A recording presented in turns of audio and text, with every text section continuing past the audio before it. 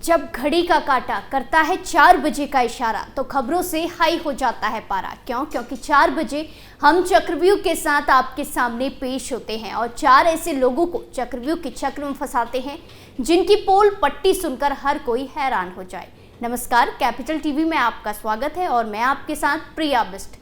आज चक्रव्यूह के चक्र में फंसे हैं सपा प्रमुख अखिलेश यादव, हल्द्वानी हिंसा के दंगाई, माफिया अतीक अहमद का करीबी और जेएनयू के छात्र। इन सभी का आज सारा काला चिट्ठा आपके सामने खोलते हैं और एक एक करके बताते हैं इन सभी की करतूतें।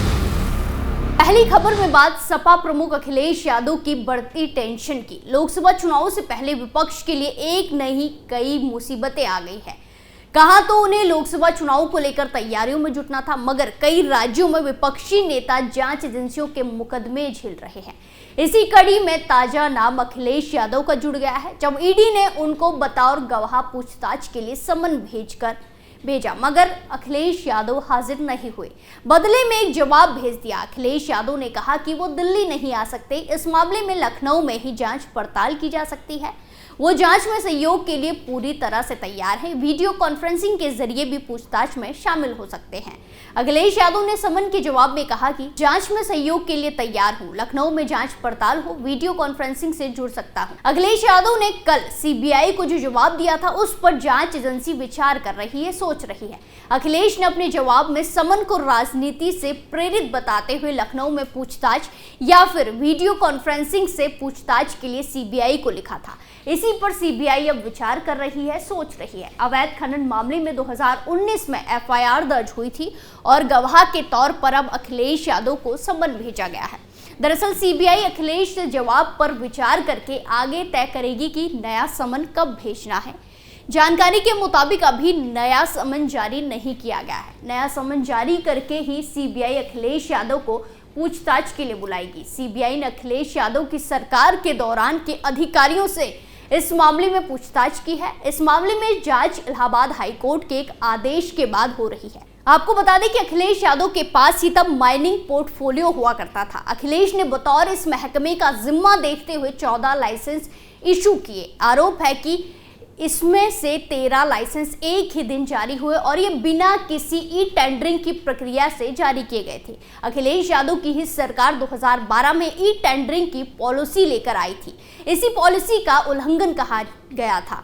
ऐसे में अखिलेश यादव को पूछताछ के लिए ईडी ने दिल्ली दफ्तर बुलाया है, जिस पर अखिलेश ने अपनी चिंताओं से ईडी को वाकिफ कराया। दूसरी खबर में बात उत्तराखंड के हल्द्वानी में 8 फरवरी को हुई हिंसा की, जहां उत्तराखंड पुलिस को बड़ी सफलता हाथ लगी है। हिंसा के मास्टरमाइंड अब्दुल मलिक के बेटे अब्दुल मोईद को गिरफ्तार कर लिया गया है। दिल्ली एनसीआर में उत्तराखंड पुलिस ने कार्रवाई की है। अब्दुल मोईद को उत्तराखंड पुलिस ने वांटेड घोषित कर रखा था। लगातार उसकी तलाशी में छापेमारी चल रही थी। वहीं आपको बता दें कि मास्टरमाइंड अब्दुल मलिक की गिरफ्तारी के बाद नैनीताल पुलिस का ये बड़ी सफलता हाथ लगी है। बनभुलपुरा स्थित मलिक का बगीचा से अतिक्रमण हटाने के दौरान 8 फरवरी को पुलिस और प्रशासन की टीम पर बड़ा हमला हुआ था हल्द्वानी के बनभुलपुरा में। इसके बाद भड़की हिंसा में 6 लोगों की मौत हो गई थी। उत्तराखंड के सीएम पुष्कर सिंह धामी ने इस मामले में दंगाइयों को देखते ही गोली मारने का आदेश दिया था। हल्द्वानी में कर्फ्यू लगाकर हिंसा की घटना को काबू में लाया जा सका था। हल्द्वानी हिंसा के मुख्य आरोपी अब्दुल मलिक को पिछले शनिवार को दिल्ली से गिरफ्तार किया गया था। नैनीताल पुलिस की टीम ने सूचना के आधार पर उसकी गिरफ्तारी की थी। अब्दुल मलिक की गिरफ्तारी के बाद उसे हल्द्वानी लाया गया था। वहां उससे लगातार पूछताछ चल रही है। हल्द्वानी हिंसा मामले में पुलिस की ओर से दर्ज किए गए केस में अब तक करीब 85 से अधिक आरोपियों की गिरफ्तारी हो चुकी है। हल्द्वानी हिंसा मामले के बाद से पुलिस और प्रशासन की टीम के स्तर पर लगातार कार्रवाई की जा रही है। मलिक का बगीचा इलाके में अतिक्रमण हटाने की कार्रवाई के दौरान बवाल भड़का था। इसमें अब्दुल मलिक और अब्दुल मोईद की भूमिका अहम बताई गई और उस पर उपद्रवी को भड़काने का आरोप लगा था। तीसरी खबर में बात माफिया अतीक के करीबियों की। माफिया अतीक अहमद के भाई अशरफ के साले सद्दाम और उसके गुर्गों के खिलाफ बरेली की बिथरी पुलिस ने गैंगस्टर की रिपोर्ट दर्ज कराई है।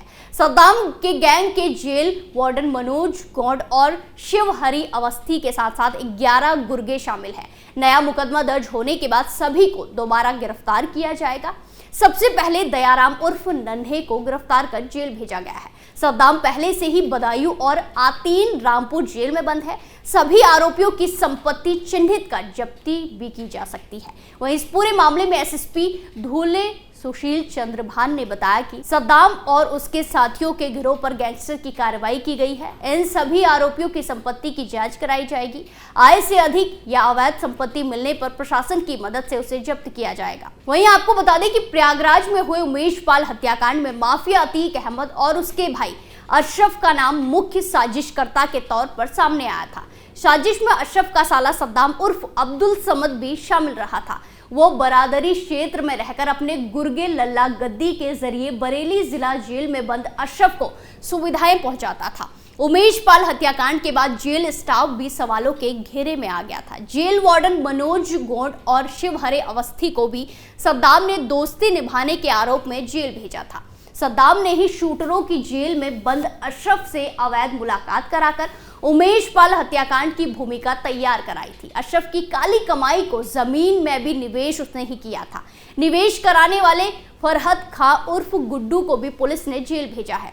पुलिस ने दयाराम उर्फ नन्हे, मोहम्मद सरफुद्दीन, फुरकान नबी खान, राशिद अली, मोहम्मद आरिफ को भी जेल भेज दिया है। बिथरी पुलिस ने इन सभी पर गैंगस्टर की रिपोर्ट दर्ज कराई है। वहीं सद्दाम और आतीन के अलावा गिरोह के सभी सदस्यों को कोर्ट से जमानत मिल गई थी। जेल छूटने के बाद सभी भूमिगत हो गए थे।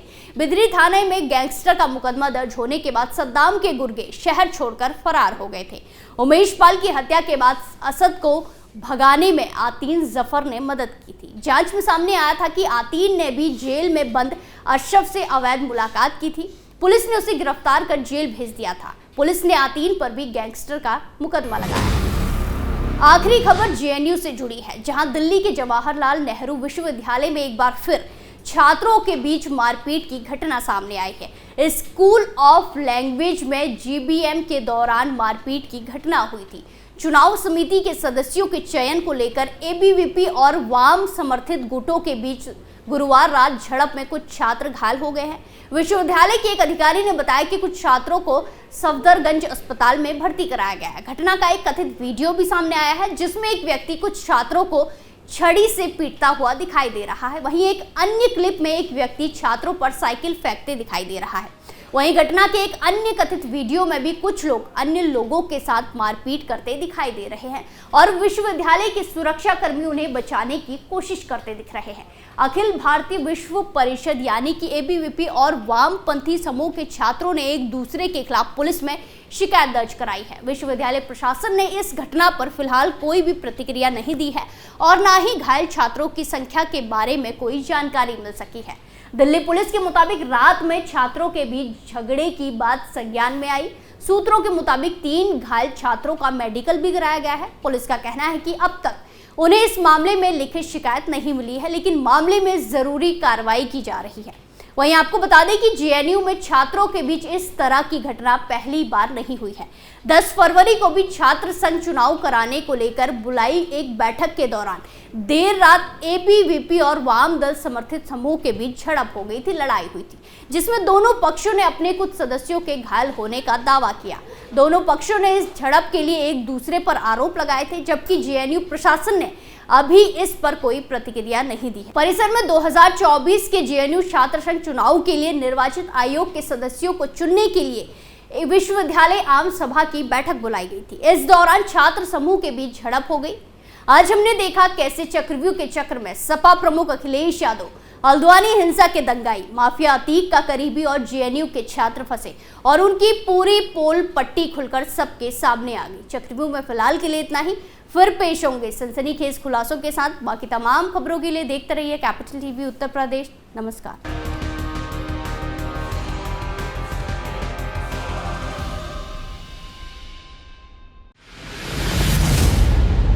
मैं राजनीति करता नहीं, पर राजनीति को बहुत गहरे तक समझता हूं। मैं लोगों के बीच रहता हूं, लोगों के मन को अच्छे से जानता हूं।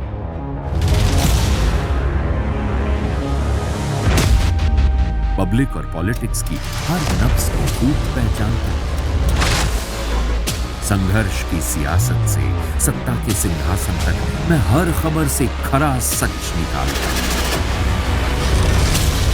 ना कोई दौड़, ना कोई race. Capital T, Uttar Pradesh.